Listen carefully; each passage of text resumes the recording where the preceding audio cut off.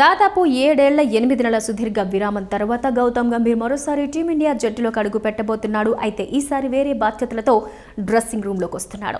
టీమిండియాను 2 సార్లు ప్రపంచ ఛాంపియన్గా నిలబెట్టడంలో కీలక పాత్ర పోషించిన గంభీర్ ఇప్పుడు కోచ్గా భారత జట్టులోకి రీ-ఎంట్రీ ఇచ్చాడు.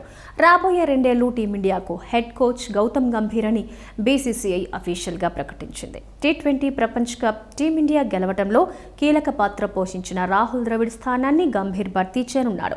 గౌతీలో వరుసగా 3 సంవత్సరాలు ఐపీఎల్లో జట్లకు మెంటార్గా వ్యవహరించినప్పటికీ అంతర్జాతీయ వేదికపై మాత్రమే ఏ స్థాయిలోనూ కోచింగ్ అనుభవం లేదు.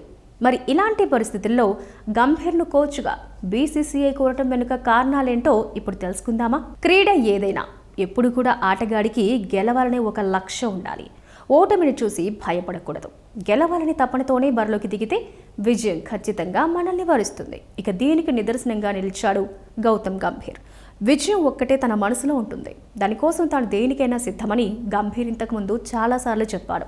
దీనికి గంభీర్ రికార్డు కూడా సాక్ష్యం. అతడు కెప్టెన్గా కోల్కతా నైట్ రైడర్స్ను 2 సార్లు ఐపీఎల్ ఛాంపియన్గా, మెంటార్గా మరోసారి గెలిపించాడు.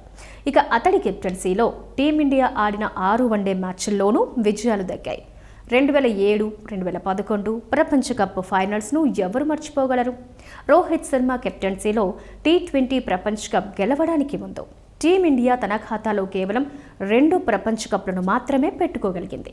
ఇక ఆ 2 ఫైనల్స్లోనూ గంభీర్ టీమిండియా తరపున అత్యధిక పరుగులు చేశాడు. దీన్ని బట్టి చూస్తేనే గంభీర్కి బిగ్ మ్యాచ్లో ఎంతటి కీలక ఇన్నింగ్స్లు ఆడాలో తెలుసు. గత 10 ఏళ్లలో టీమిండియా చాలాసార్లు బిగ్ మ్యాచ్లో విఫలమైంది. ఇక అటు ఐపీఎల్లో కెప్టెన్గా మిగిలిన ఆటగాళ్లను ప్రోత్సహించి బిగ్ గేమ్స్లో గెలిచేలా చేశాడు. ఐపీఎల్ 2012 ఫైనల్, 2014 ఫైనల్ ఇవే చెబుతున్నాయి. గంభీర్ కెప్టెన్సీ, కోచింగ్ ఫిలాసఫీ చాలా స్పష్టంగా ఉంటుంది. అతడి దృష్టిలో జట్టులోని ఆటగాళ్లందరూ సమానమే. ఈ విషయాన్ని ఆయన చాలా ఇంటర్వ్యూలో చెప్పారు.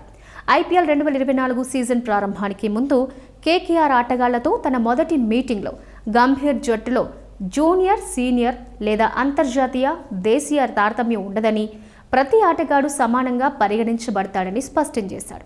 తద్వారా ప్రతి ప్లేయర్ జట్టు కోసం తన పూర్తి సామర్థ్యంతో ఆడగలడు. అతడు ఫామ్లో లేకపోయినా ఇతరులకైనా ఖచ్చితంగా సహాయపడతాడు. అలాగే గంభీర్ ప్రతి ఒక్కరికి కావలసినన్ని అవకాశాలు ఇచ్చాడు.